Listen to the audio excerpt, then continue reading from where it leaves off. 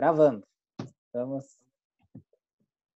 Estamos no vídeo, né? Depois eu passo para vocês a gravação de hoje, né? Então vamos iniciar o nosso encontro. Eu vou fazer a leitura do Evangelho de hoje para nos inspirar. E a nossa conversa hoje vai ser boa, né? Fizemos uma pesquisa aí sobre Jesus, o personagem mais importante para a nossa vida. E o Evangelho de hoje é o Evangelho do dia da comemoração da festa da Natividade Nossa Senhora, da Natividade de Nossa Senhora, né? O nascimento de Maria. Esta celebração, que molda em Cristo as prerrogativas da mãe, foi introduzida pelo Papa Sérgio I no século VIII, na esteira da tradição oriental. A Natividade da Virgem liga-se estreitamente com a vinda do Messias, como promessa, preparação e fruto da salvação. Maria prenunciada ao mundo toda a alegria. Maria prenuncia ao mundo toda a alegria do Salvador. Em nome do Pai, do Filho e do Espírito Santo. Amém. Amém. Proclamação do Evangelho de Jesus Cristo segundo Mateus. Glória a vós, Glória Senhor. a vós, Senhor. A origem de Jesus Cristo foi assim. Maria, sua mãe, estava prometida em casamento a José. E antes de viverem juntos, ela ficou grávida pela ação do Espírito Santo. José, seu marido, era justo, e não querendo denunciá-la, resolveu abandonar Maria em segredo. Enquanto José pensava nisso, eis que o anjo do Senhor apareceu-lhe em sonho e lhe disse: José, filho de Davi, não tenhas medo de receber Maria como tua esposa, porque ela concebeu pela ação do Espírito Santo. Ela dará à luz um filho, e tu lhes darás o nome de Jesus, pois ele vai salvar o seu povo dos seus pecados. Tudo isso aconteceu para se cumprir o que o Senhor havia dito pelo profeta. Eis que a Virgem conceberá e dará à luz um filho. Ele será chamado pelo nome de Emanuel, que significa Deus está conosco. Palavra da salvação. Glória a vós, Senhor. Senhor. Então, essa passagem nos fala do nascimento de Jesus, Jesus que nasceu no tempo do Império Romano. Lembramos toda a história de Israel, né? A saída do Egito, a monarquia, depois as brigas, as invasões, a Síria, a Babilônia, a Pérsia, os gregos e os romanos. Os romanos que dominaram a terra ali da Palestina, né, de Israel, do ano 63 a.C., se eu não me engano, né, até o ano... Na verdade, no ano 70 houve uma grande guerra, que os judeus foram expulsos da Palestina, saíram pelo mundo, e o Império Romano caiu no ano 476, né, invadido pelos bárbaros. E é nesse mundo aí, o romano, que os judeus vão realizar a sua missão, a sua fé, né, no seu Deus único, Javé. E aí vem Jesus Cristo, que se apresenta como filho desse Deus. Mas os judeus, eles não vão aceitar muito, porque ainda que eles acreditassem em Messias, né, no enviado de Deus, eles não acreditavam que o Messias seria simplesmente um carpinteiro de Nazaré.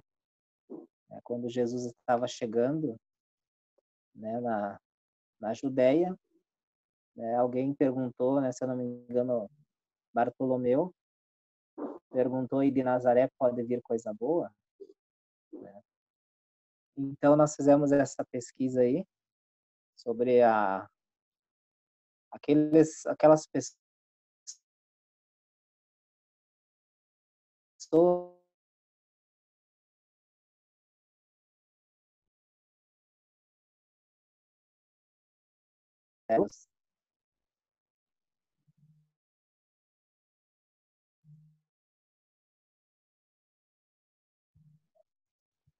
Tá travando um pouquinho, sabe?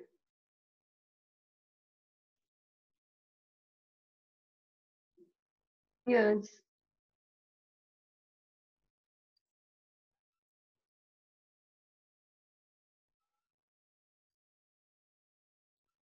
Vamos falar um pouco sobre aquele grupo de Jesus que eram os fariseus, quem que eles eram, o que que eles pensavam.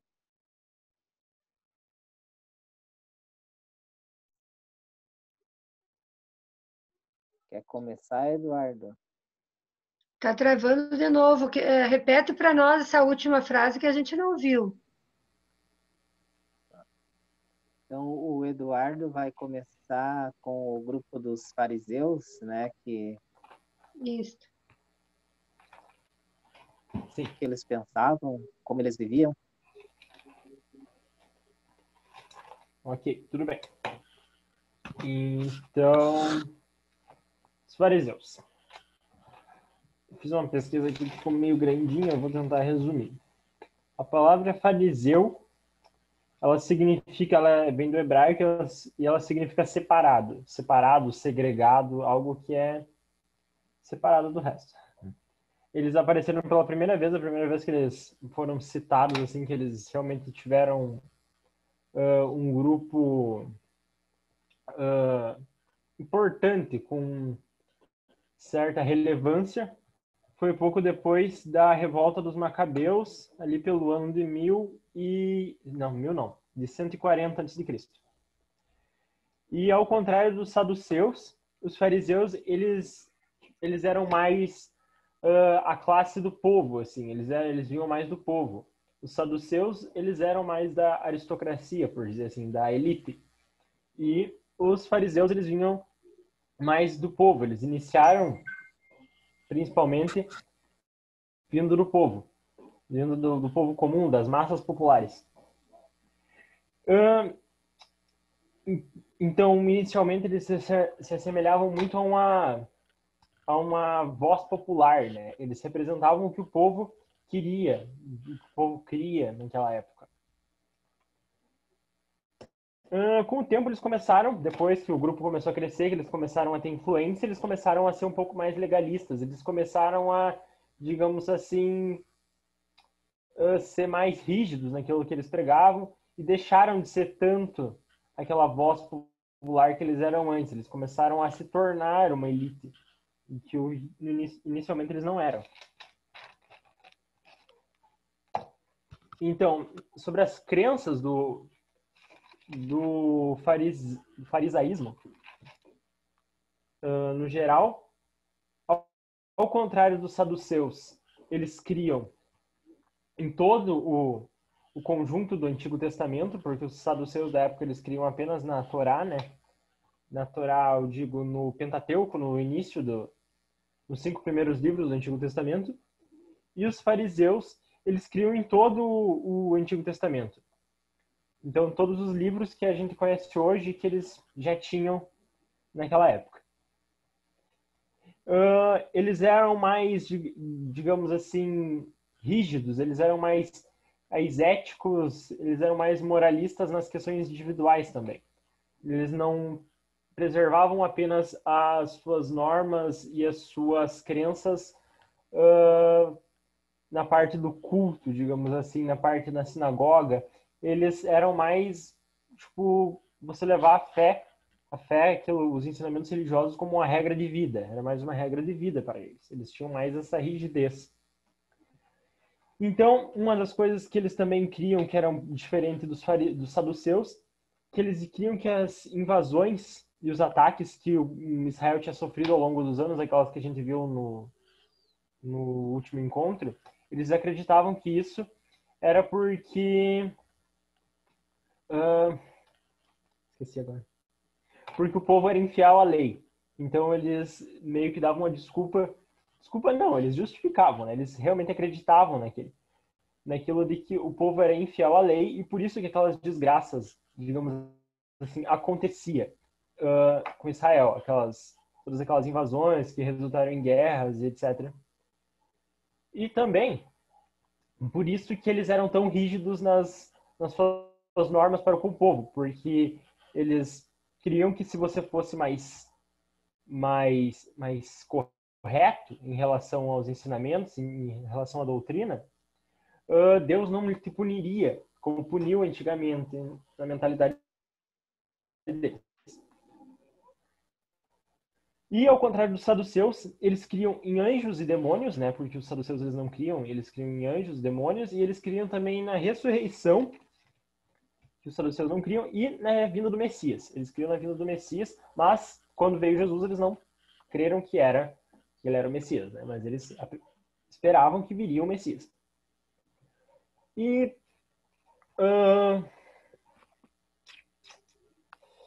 eles, como foi dito, eles implementavam muito a Torá, os ensinamentos deles, também como lei política, não apenas lei, digamos assim, religiosa. Eles queriam aquilo para a sociedade em todos os âmbitos da sociedade, que se seguisse os parâmetros religiosos.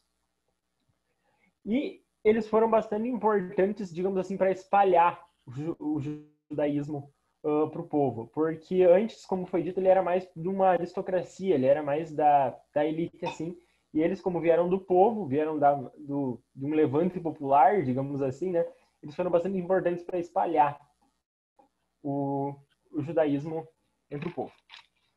E também, eles eram divididos em dois segmentos. Eles não eram, digamos, um grupo totalmente homogêneo, eles eram divididos em dois segmentos, que eram os Shammai e os Hillel. Eu não sei pronunciar isso aqui certo. E os Shammai, eles eram um grupo mais conservador, digamos assim. Eles interpretavam mais aquilo com mais rigidez, mais, digamos assim, ao pé da letra, o que tinha nas escrituras.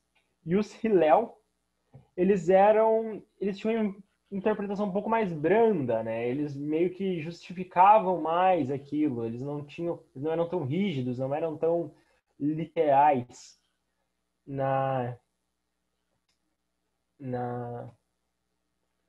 interpretação da lei.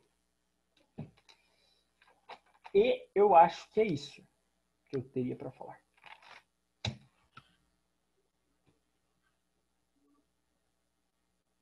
Então, Muito bom, nossa, eu adorei, porque a gente sabe um pouco da história dos fariseus, mas não com essa clareza e com essa didática com que você apresentou. Tá de parabéns mesmo, maravilhoso. Obrigado.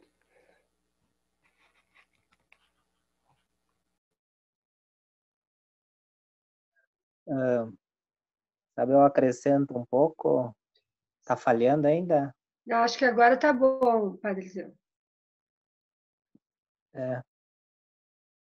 Os fariseus,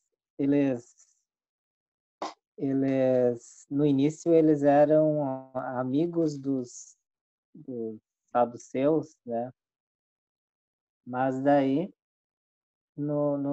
quando os macabeus ganharam a guerra contra os gregos, né, os fariseus eram muito a liderança dos saduceus e eles acabaram, então, se afastando. E depois, quando os saduceus se aliaram ao Império Romano, né, os fariseus acreditaram que os saduceus eles eram um grande povo. Então, o que aconteceu? Os saduceus, depois alguém vai falar deles, né?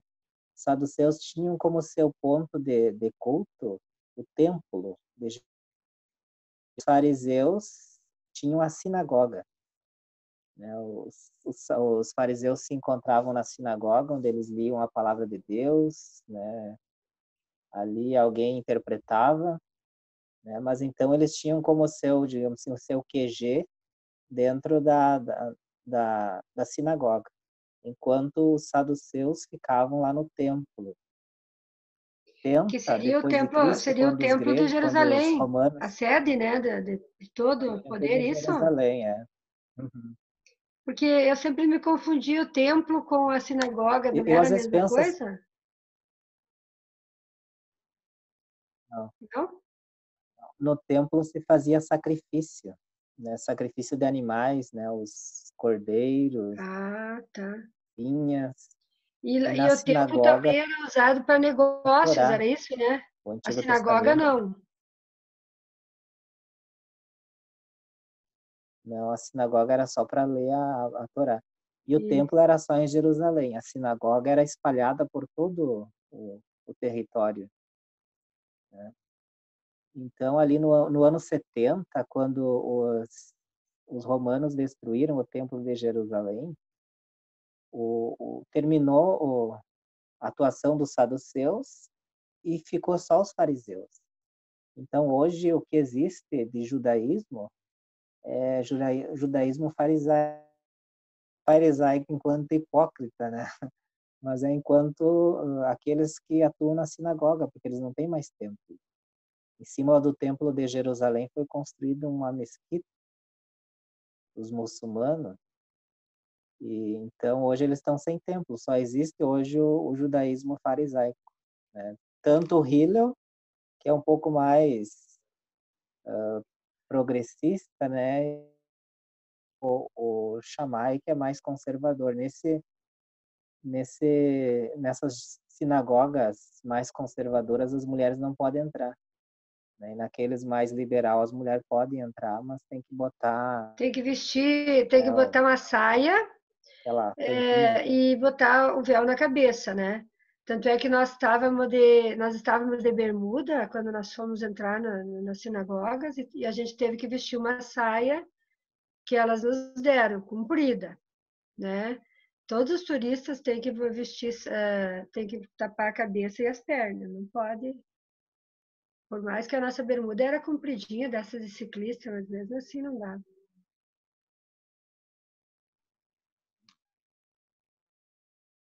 Então tá. Quem sabe nós passamos agora a palavra para o Edivan, que vai falar dos escribas, né? Depois, se precisar, a gente complementa mais alguma coisa. Então tá. Vou tentar aqui não fazer tanto gesto, porque às vezes eu faço tanto que eu começo a enroscar as mãos aqui no fone do vídeo, quase arranca. Bom, os escribas, então, pelo menos ao meu ponto de ver, eles não são um povo, eles são umas pessoas, né? Então, tudo que hoje nós sabemos da história, enfim, foi porque alguém deixou alguma coisa, né? Alguém registrou isso numa folha, ou sei lá, hoje em dia, como é que eu posso dizer? Teve algum vestígio para tal aquilo lá ser comprovado, aquilo existir, né? Ter acontecido. E assim são os escribas, porque eles eram responsáveis por anotar, registrar tudo o que acontecia. Eles faziam hoje podemos dizer assim, documentos, digamos assim, tá? Hoje, vamos dizer assim, todos nós somos escribas, né? Porque a gente sabe ler e escrever. E naquela época era muito difícil alguém saber escrever, saber ler. Então, precisava sempre de um escriba, porque ele tinha um conhecimento além do que as pessoas tinham, né? E então, esses ali, os escribas, então, eles tinham uma função muito importante naquela época, né? No Novo Testamento, eles também eram professores da lei judaica. Os escribas também, eles tinham uma função religiosa, porque eles aparecem também na Bíblia, né? Eles copiavam muitos dos textos que tem na Bíblia, foram eles mesmos que fizeram, né? Agora, pegando os escribas para dentro da Bíblia, dos textos que a gente tem, né? Boa parte, então, que nem eu falei, dos textos, eles foram escritos pelos próprios escribas, né? Até um deles tem menção na Bíblia, tem um livro, né, que é o Esdras, ele que era sacerdote, ele era escriba também, né, que nem eu falei, e especialista da lei de Moisés, né, que foi dada por Deus. Os escribas judeus no Novo Testamento eram mestres da lei, eles se dedicavam e ensinavam isso a outras pessoas, outros judeus, né, para que pudessem interpretar também a lei de Moisés. Consequentemente, eles eram muito respeitados por todo mundo, né? Afinal, tinham um conhecimento que muitos não tinham. Mas também podemos ver que em vários momentos da Bíblia, Jesus repreendeu eles, né? Foi que eles estavam ensinando coisas erradas a respeito disso. E até a gente pode encontrar isso no livro do Mateus, lá no capítulo 23, nos versículos 13 a 16, se não me falha a memória, pelo que menos eu marquei, né? Que Jesus ele fala várias vezes que ai de vocês, doutores e fariseus hipócritas, né? Cada vez que ele falava isso, ele botava uma ensinação do porquê ele dizia isso, do que ele afirmava, né? E o motivo era porque os escribas, ou melhor, né, então os doutores da lei, eles exploravam e abusavam muito, né? Sei lá, condenavam as pessoas e davam mais valor às regras e tradições deles mesmos, do que da própria lei de Deus.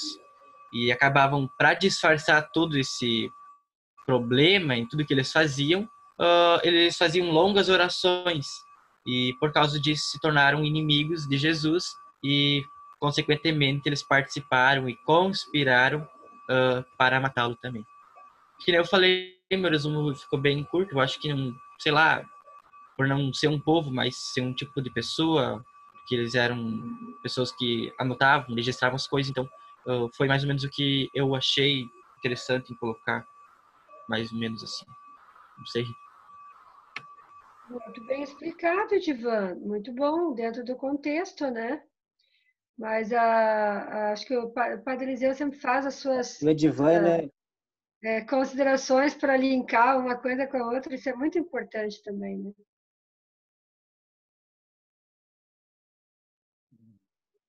o Edivan falou uma coisa muito interessante naquela época em que muita gente não sabia escrever, né? Não sabia ler, embora precisava saber ler para poder interpretar a Bíblia, né? A Torá era lida. Mas quem lia a Torá na sinagoga geralmente era o escriba, porque ele era chamado também de mestre da lei, doutor da lei. Então ele lia e interpretava para o povo. Qual a diferença do fariseu? O escriba, ele ensinava. Era como se fosse hoje um catequista, né? Um professor de teologia. O fariseu botava em prática, né? Os judeus, eles tinham 613 leis que eles precisavam saber, era a lei de pureza, e o fariseu sabia tudo, colocava em prática e pedia para os outros também colocar. Enquanto o escriba era aquele que ensinava, né, os outros, interpretava a lei. Então eles eram meio, E eles fiscalizavam um ao trabalhavam meio outro, juntos, né? um enquanto ensinava e outro enquanto botava em prática. Isso. E eles cuidavam a Eles vida eram deles e as dos outros companheiros. também, né? Porque várias vezes Jesus falou, né? Que não pode fazer o jejum para os outros olharem e dizerem que tu tá com a cara amarela de tanto fazer jejum. Quer dizer, eles queriam fazer para mostrar para os outros. É como nós hoje com as nossas redes sociais, né?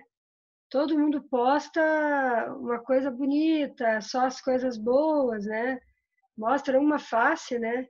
E a verdadeiramente a face às vezes fica oculta, né? De quem somos realmente, né? E às vezes eles queriam saber se Jesus sabia, né, a lei. Né, mestre, qual é o maior Uma mandamento da lei? pergunta fria, né? Jesus dizia, né, o maior é amar a Deus e amar ao próximo. Quem fazer isso, né, é o resumo de toda a lei e os profetas. Né? E até um deles perguntou uma vez, e quem é meu próximo? Daí Jesus teve que contar a história do samaritano, né, que vinha vindo encontrar alguém caído, né, e daí passou o levita, não ajudou, passou o sacerdote, não ajudou, né, até que passou o samaritano e viu, né, e levou para a hospedaria, cuidou. Aí Jesus explicou para os fariseus e para os escribas, né, o meu próximo, né, foi esse que viu, sentiu compaixão e cuidou dele. Tudo bem? Sabe, continuamos, daí depois a gente faz mais uma, passar para o Otávio, que vai, os saduceus eram os sacerdotes daquela época. Que é... Otávio, tá Diga, pronto? Otávio. Eu vou desligar a câmera porque minha internet tá lenta e tá travando muito, mas eu vou falar igual, tá? Pra avisar. Tá bom. Os saduceus eram uma seita, um grupo de judeus presentes na Judéia durante o período do Segundo Templo, desde o século II a.C. até a destruição do templo em 70 d.C. A seita foi identificada por Flávio Joséfo com o alto escalão social e econômico da sociedade judeia. O grupo cumpria várias funções políticas, sociais e religiosas, dentre as quais se pode mencionar a função de manutenção do templo. Os saduceus são frequentemente comparados com outras seitas do período, como os fariseus e os essênios. Acredita-se que a extinção do grupo ocorreu em algum tempo depois da destruição do Templo de Herodes, em Jerusalém, no ano 70 d.C., sendo que os caraítas possivelmente tiveram algumas raízes nas visões dos saduceus. Também esta seita ou partido é difícil determinar a origem. Sabemos que existiu nos últimos 2 séculos do Segundo Templo, em completa discórdia com os fariseus. O nome parece proceder de Zadok, hierárquica da família sacerdotal dos filhos de Zadok, que, segundo o programa ideal da Constituição de Ezequiel, devia ser a única família a exercer o sacerdócio na Judéia. De modo que dizer saduceus era como dizer pertencentes ao partido da estirpe sacerdotal dominante. Diferiam dos fariseus por não acreditarem na tradição oral. Na realidade, parece que há controvérsias entre eles. Foi uma continuação dessa hostilidade que havia começado no Templo dos Macabeus, entre os helenizantes e os ortodoxos. Com efeito, os saduceus, pertencendo à classe dominadora, tendo a miúdo contato com ambientes helenizados, estavam inclinados a algumas modificações ou helenizações. O conflito entre esses dois partidos foi o desastre dos últimos anos da Jerusalém judia. Suas doutrinas são quase desconhecidas, não havendo ficado nada em seus escritos. A Bíblia afirma que eles não acreditavam na ressurreição, tendo até tentado enlaçar Jesus com uma pergunta ardilosa sobre esse conceito. Com muita probabilidade, ainda que rechaçando a tradição farisaica, possuíram uma doutrina relativa à interpretação e aplicação da lei bíblica. O único que nos oferece alguns dados sobre suas doutrinas é Flávio Joséfo, que, por ser fariseu e por haver escrito para o público grego-romano, pode apresentar imprecisões e distorções. Parece provável que as divergências entre saduceus e fariseus foram mais que dogmáticas, foram jurídicas e rituais. Com a queda de Jerusalém, a seita dos saduceus extinguiu-se. Ficaram, porém, suas marcas em todas as tendências antirrabínicas dos primeiros séculos depois de Cristo e da época medieval.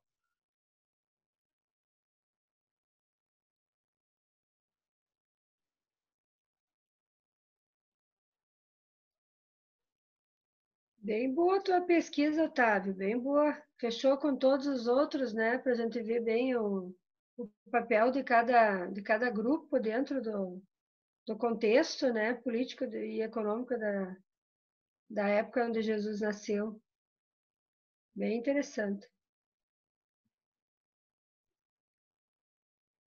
Então, os saduceus, eles eram os sacerdotes no tempo de Jesus.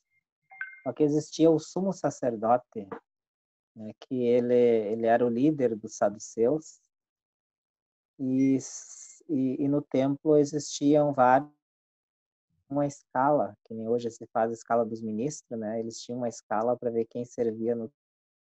E o sumo sacerdote era o único que podia entrar dentro do santuário que tinha no templo de Jerusalém, onde havia ali a Arca da Aliança, né? A tábua da lei, cuidada pelos querubins. Mas eu pensar a questão do sacerdócio no Antigo Testamento. Eles eram... Lembram que as 12 tribos são o nome dos 12 filhos de Jacó, né, o Israel? E uma das tribos era a tribo de Levi. E quando eles dividiram a terra, né, em 12 tribos, a tribo de Levi não... Então, eles dividiram em 11 pedaços. A tribo de Levi, ela foi designada para trabalhar no culto. Então, tudo aquilo que as pessoas levavam em sacrifício, né, dos bezerros, das ovelhas, um pedaço tinha que ficar para o levita, porque ele não tinha terra, porque o trabalho dele era o culto. Só que daí no tempo de Salomão faz a troca do sacerdócio levita pelo Sadoc. E depois, então, surge os saduceus, né, descendentes de Sadoc. Então, ali houve uma mudança no culto. E no tempo do Ezequias, se eu não me engano, ele disse que o único que deveria trabalhar no templo eram os saduceus. E então os levitas continuaram existindo, mas os então, né, eles iam no templo de Jerusalém não mais para oferecer sacrifício, para limpar, para cantar, para organizar, né? Então os levitas já não eram mais sacerdotes, eram os saduceus. E no tempo então que os romanos, ali os judeus, né, os saduceus já estavam no poder com os asmoneus, eles continuaram no poder, só que eles eram aliados dos romanos, né, e os fariseus não gostavam disso, né? Eles eram a classe dominante dos sacerdotes, aliada aos romanos, e eles não acreditavam na ressurreição, porque eles acreditavam só nos 5 primeiros livros da Bíblia, o Pentateuco, e ali não fala de ressurreição. A ressurreição só é falada nos profetas. Um deles é o Daniel. Então, por eles acreditarem somente nos 5 primeiros livros da Bíblia, e ali não está escrito ressurreição, né? Então, eles não acreditavam na ressurreição. E nem em anjos, né? Já os fariseus acreditavam, né? Em Messias, em anjo e em ressurreição, né? E Paulo era um fariseu. Né? Paulo acreditava em ressurreição, no Messias, né? Nos anjos. Os saduceus não. Depois a Interessante, né? gente retoma. E daí a gente entende porque a origem de cada pessoa tem a ver com as crenças dela, né? Todos aqueles que acreditavam no Messias tinham várias crenças envolvidas, né? E aí cada um pode pensar diferente, só da sua origem familiar para aquilo que depois Jesus ensinava, né? Fazendo o contraponto. O Alan vai falar sobre o... Ah, não, a Marinei Não, vai eu falar acho que o sobre os Alan fala essênios. primeiro, depois eu falo, porque eu quero ver se eu coloco as fotos, aquelas no final. Tá. Então, o Alan vai falar um pouco dos essênios. Não, Dos os Zelotes. zelotes Eu vou falar sobre os essênios depois. acreditavam no Messias, mas eram... O Alan vai falar um Tipo pouco assim, sobre os zelotes, que tá. eles também acreditavam no Os Zelotes Messias, mas formavam uma eram... facção ou seita judaica nacionalista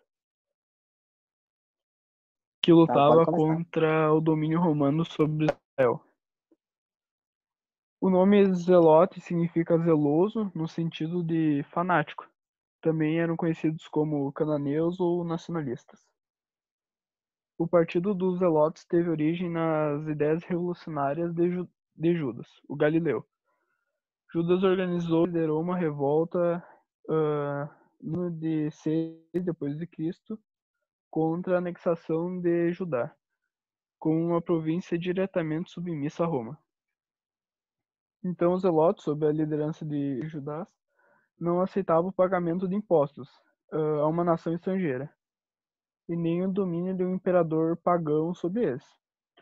Então eles acreditavam que o governo de Israel era uma teocracia e sua terra deveria ser dedicada ao Senhor. Assim, se Israel se submetesse ao domínio romano, seria caracterizado uma traição a Deus. Por ter conseguido muitos simpatizantes à causa, o grupo cresceu e causou certas dificuldades aos romanos. Muitos dos zelotes faziam uso da força, incluindo assassinatos, pois acreditavam que desde que um bom resultado fosse alcançado, a violência era perfeitamente justificada. O bom resultado a que se referiu, obviamente, era a quebra da opressão estrangeira sobre Israel. Nos anos seguintes, os membros da família de Judás continuaram liderando o grupo. Isso resultou na crucificação de 2 seus filhos por ordem do procurador romano Alexandre, em aproximadamente 46 d.C. Tiveram uma participação muito ativa na revolta judaica dos anos 66 e 70, que culminou na queda de Jerusalém 70 d.C. Já em 73 d.C., a última fortaleza dos Zelotes, Massadã, também caiu frente aos romanos. Por conta disso, para muitos, os Zelotes ficaram marcados como sendo aqueles que levaram Jerusalém à destruição. Ser bondoso de forma adequada é algo que certamente Deus se agrada. Na Bíblia, os cristãos são advertidos a serem sempre zelosos no serviço ao Senhor. Seu dever é contribuir especialmente para a edificação da igreja. No entanto, os zelotes distorciam completamente essa visão do zelo pelo Senhor. Eles alegavam seguir o exemplo de grandes homens de Deus, que realmente foram zelosos pela honra de Deus. Mas, diferentemente deles, não agiram corretamente e tinham motivações inadequadas, além de pensar que podiam justificar qualquer barbaridade em nome de Deus. Então, como principais características, é que dentre os grupos de resistências, eles eram os que mais se destacavam, tinham característica própria a luta armada, e entre os discípulos de Jesus conhecemos Simão, o Zelote. E acho que é isso.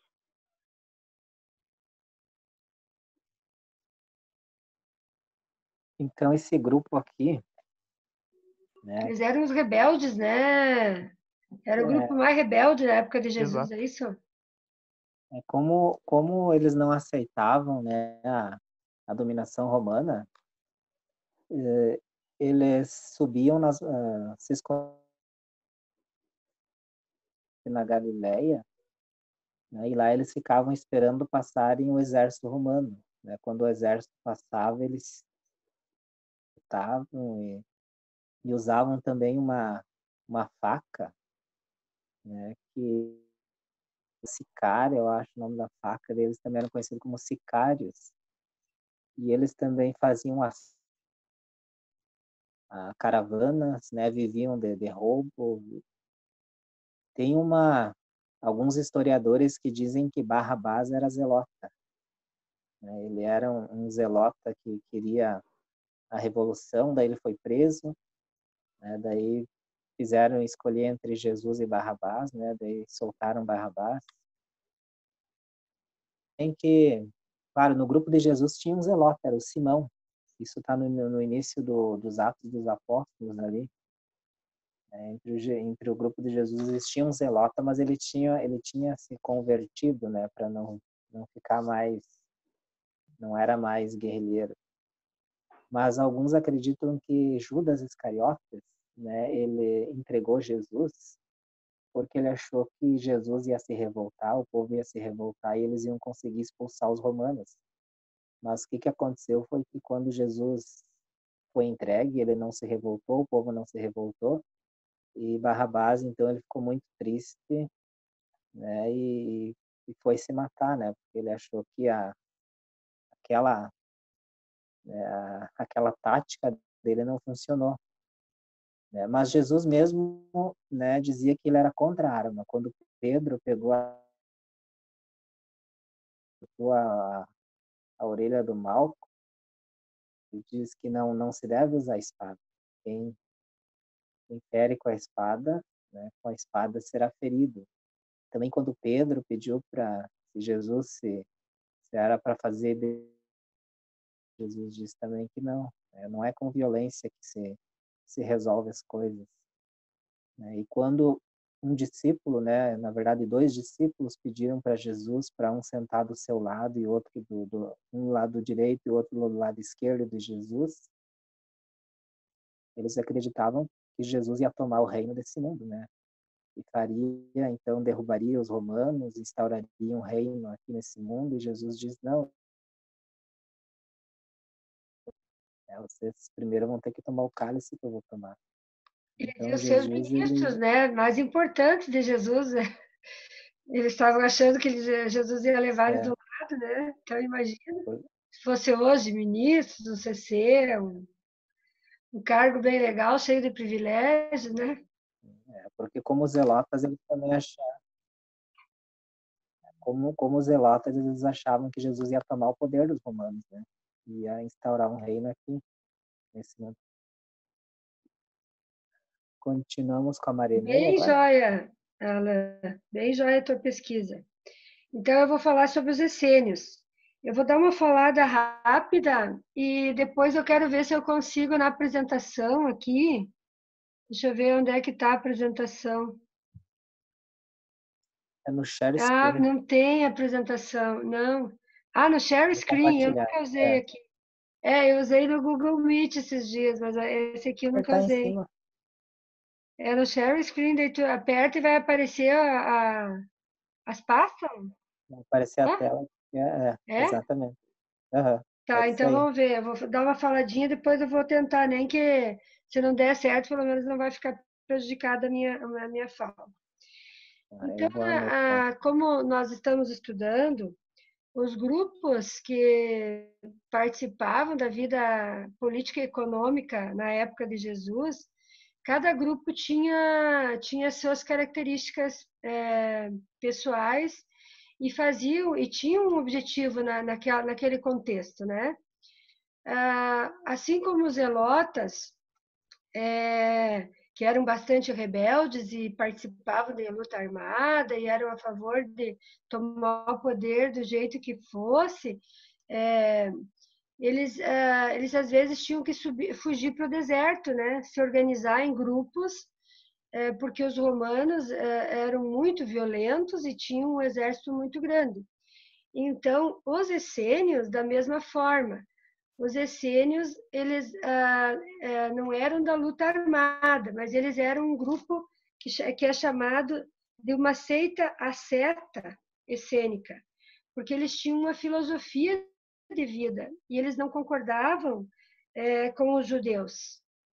E muitas coisas que nós temos hoje em nossa religião veio da seita essênia.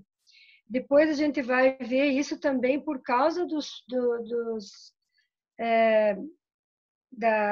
daqueles escritos que foram encontrados em Qarã, no Mar Morto, que deixaram muitos princípios e muitas leis, muitos costumes daquele povo, né, que foram depois de discutidos, analisados, foram aceitos, né, na própria Bíblia Sagrada como textos sagrados.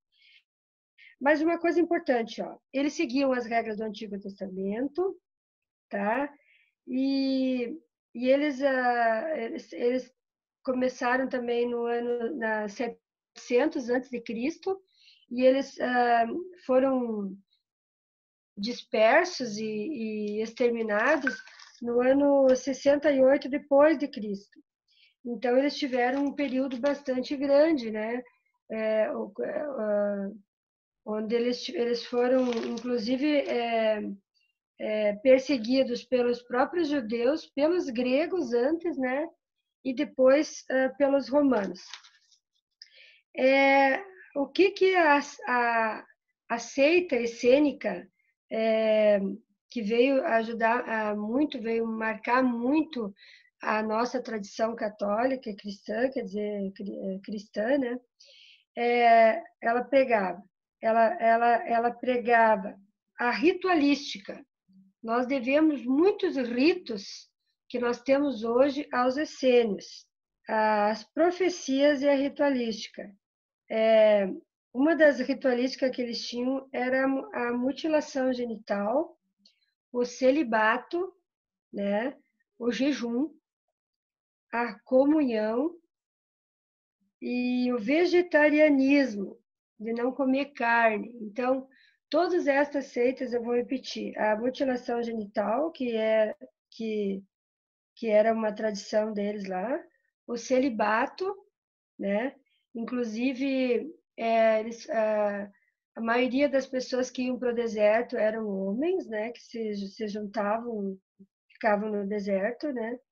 Convivendo lá e fazendo eles tinham toda a propriedade, era toda em comum, eles se alimentavam e comiam juntos e repartiam os seus bens, né?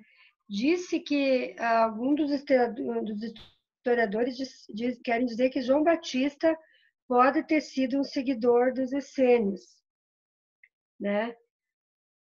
Porque ele quis fazer o batismo, e quem tinha esse rito de fazer o batismo, essas coisas, eram os essênios. Eles tinham também a questão da vinda do Messias, tanto é que eles aceitaram o Messias, e depois, muitos essênios, depois que foram, aqueles que foram dispersos e não foram dizimados, até o século I foram convertidos ao cristianismo, né? Então, eles eram chamados uma doutrina do deserto, né? Quem que falou dos zelotas? O Edivana, o Alan falou dos zelotas, né? Então, os zelotas e os essênios, eles fugiam no deserto e faziam fortes. É esses fortes que eu tenho depois de fotos que eu quero mostrar para vocês. O forte de Massada e o forte de Quarã. E Quarã, onde foi descoberto os manuscritos, porque Quarã fica perto do Mar Morto. Os famosos manuscritos, os pergaminhos, né? Que deram origem às nossas escrituras aí também. Eles também moravam, conviviam com os beduínos, né, que eram nômades, né, e viviam no deserto. E sempre eles faziam emboscadas, né, para os romanos. E foi assim que eles conseguiram se manter 6 séculos até serem exterminados, né? Deixa eu ver se eu consigo, então, ir lá no share screen e mostrar para vocês alguns vídeos. Pode ser? Vamos ver se vai funcionar? Mas daí eu tenho que abrir antes, né? Porque aqui não diz onde é que eu tenho que buscar. Hã? Eu tenho que abrir antes ele, né? Antes, daí tu pega e coloca no share screen. Tá, mas daí eu saio fora do coisa, como é que eu vou abrir antes? Tu pode diminuir o zoom, minimizar. Aonde que tá a diminuição do zoom? Aperta o ESC no teu computador, daí vai aparecer, daí tu pega e diminui no cantinho. Tá. E aí eu vou lá e vou buscar, então. Daí tu abre aqui.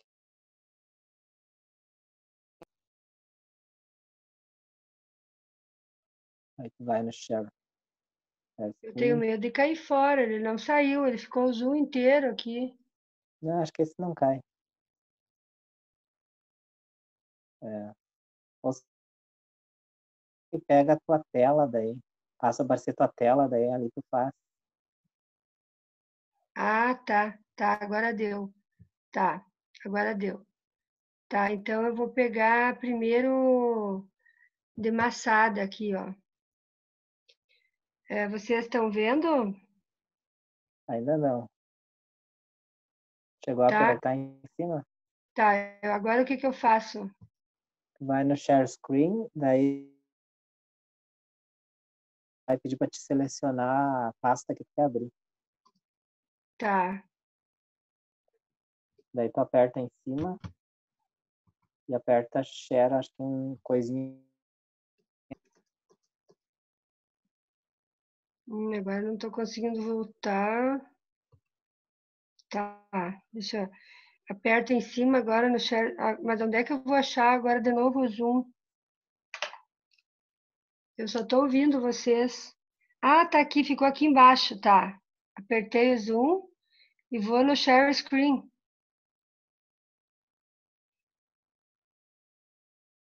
Vai na pasta que tu quer, aperta em cima, aí Tá. aperta Uhum. numa coisa Tá. azul que tem, vai aparecer. Tá. Agora tu aperta no Share, Share. acho que tá azul aí. Ah, aqui. Apareceu? Tá, vai aparecer agora. Agora Apareceu? apareceu. Tá, então deixa eu passar aqui para vocês, desde o primeiro aqui, ó. Massada, então, né? Pode apertar F5 no teu daí para aparecer tudo. F5. Nossa, que legal. Tá. Então, Massada fica entre o Mar Morto, fica no norte, né? Onde era Judá, né? Nas terras de Judá. E ali, então, é deserto, é uma região totalmente deserta, né? Esse era o monte onde ficava a fortaleza do Mar Morto, que ficavam os Zelotas e depois os essênios também, mas eram os mesmos montes, né? Aqui, ó, fortaleza judaica durante o período dos Amoneus, cerca de 150 a 76 a.C. Mais tarde, o rei Herodes reforçou sua despesa. Ela ficava numa visão lá em cima. Aí, para a gente chegar lá em cima, a gente teve que ir de bondinho, de tão alto que é, né? Observem só o que é aquelas pedras. Aqui ao redor, que vocês estão vendo, é tudo perto do Mar Morto. O Mar Morto se enxerga lá no fundinho, lá, ó. Tá? E as ruínas da fortaleza. Esse povo viveu aí nessas alturas. Eles se escondiam então dos perseguidores e eles viviam ali em comunidades, né? E eles tinham os fossos, né?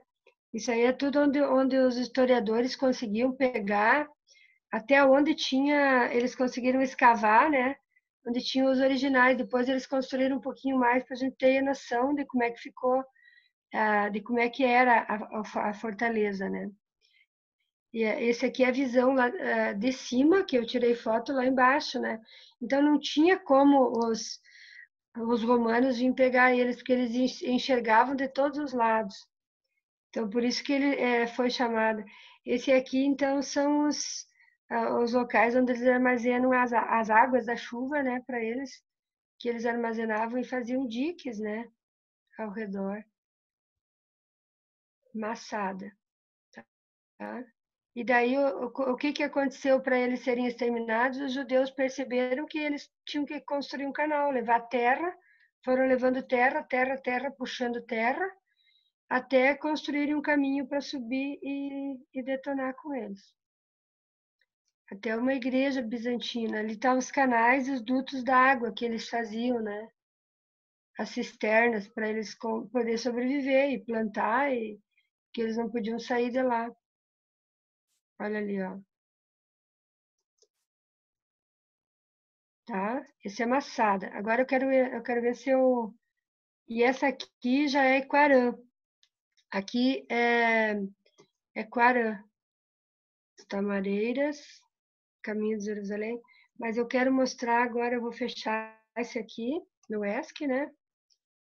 Vou fechar e vou abrir para vocês o Quarã. Aqui.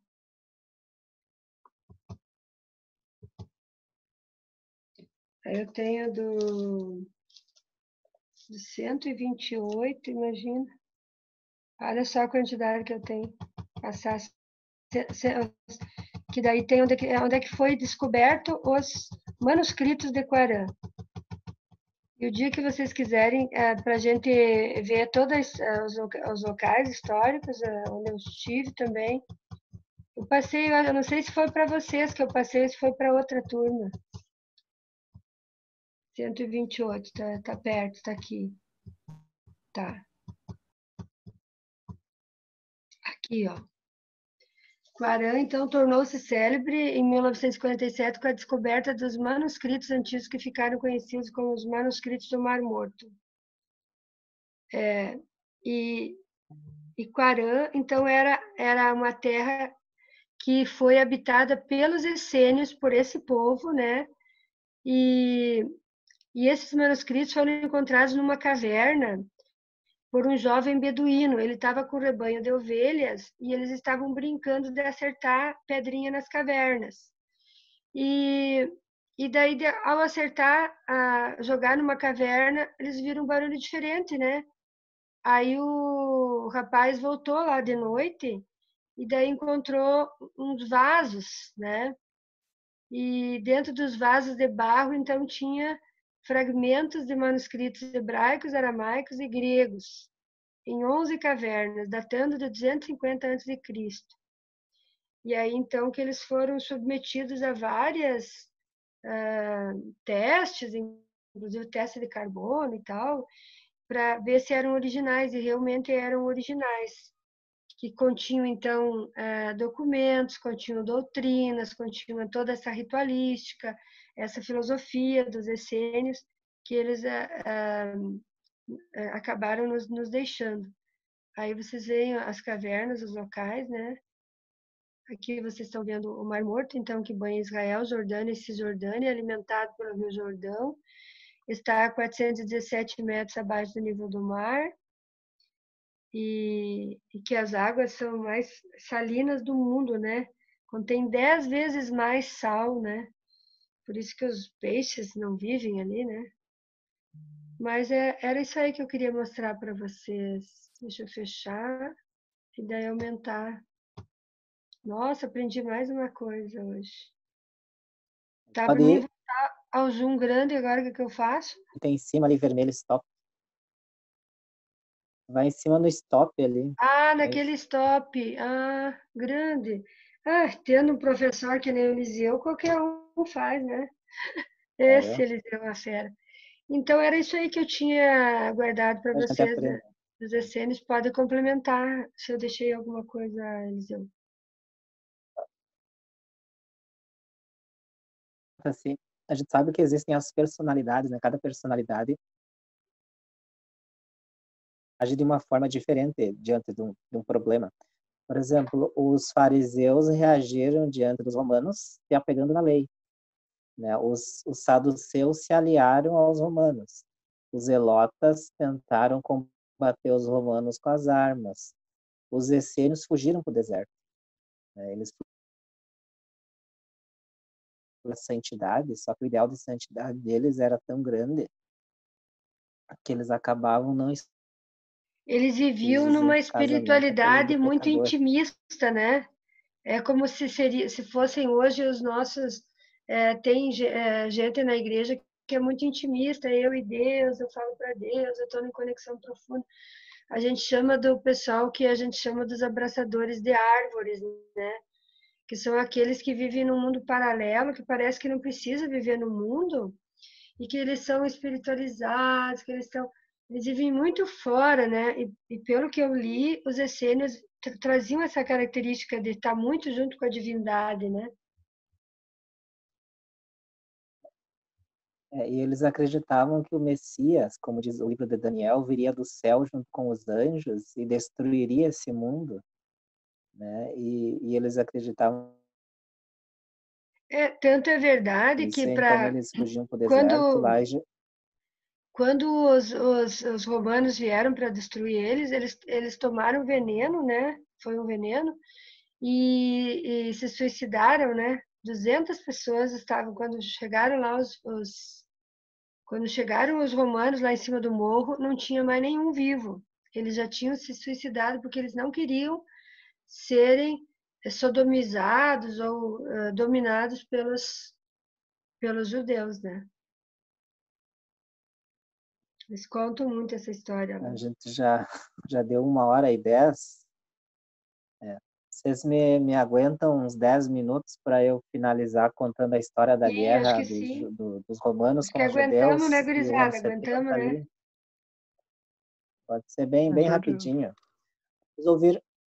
Vocês ouviram falar no Nero, né? Aqui, o que incendiou O Roma? Imperador Nero. Tem até um filme dele ali na Netflix, naquela série sobre os romanos. Então, o Nero era bem louco. E daí ele queria construir uma nova Roma. Só que para construir uma nova Roma ele estava ali, né? Então os historiadores dizem assim que ele botou fogo em Roma para poder construir uma Roma nova. Só que daí o que aconteceu? Quando o Nero botou fogo em Roma, ele colocou a culpa nos cristãos. E naquele momento, então, houve uma grande perseguição aos cristãos. Mas o problema maior foi que pro Nero poder reconstruir Roma, ele precisava de dinheiro, né? E para isso ele começou a saquear os países que ele tinha dominado, e um deles foi o Templo de Jerusalém, né? Um general romano foi no Templo de Jerusalém, roubou o ouro que tinha lá, e com isso os judeus se revoltaram, né? E daí começaram a guerrear contra os romanos.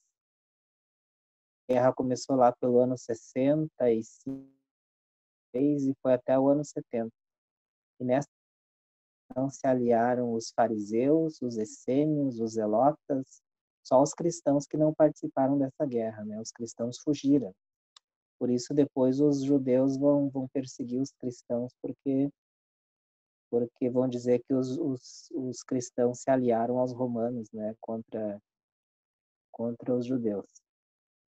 E no ano 70, né? Um general, agora eu não lembro o nome, que depois se tornou imperador de Roma, ele entrou em Jerusalém, destruiu o templo de Jerusalém, que até hoje não existe mais.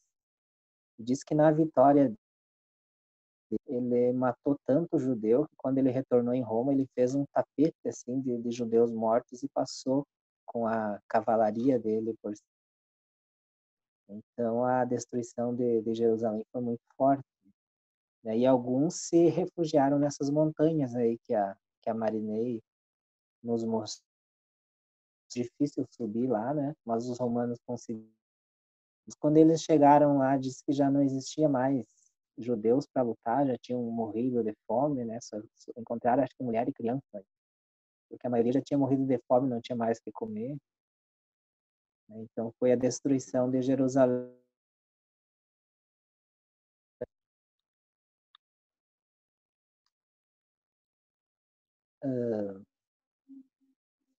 Viu só como nós aprendemos bastante hoje?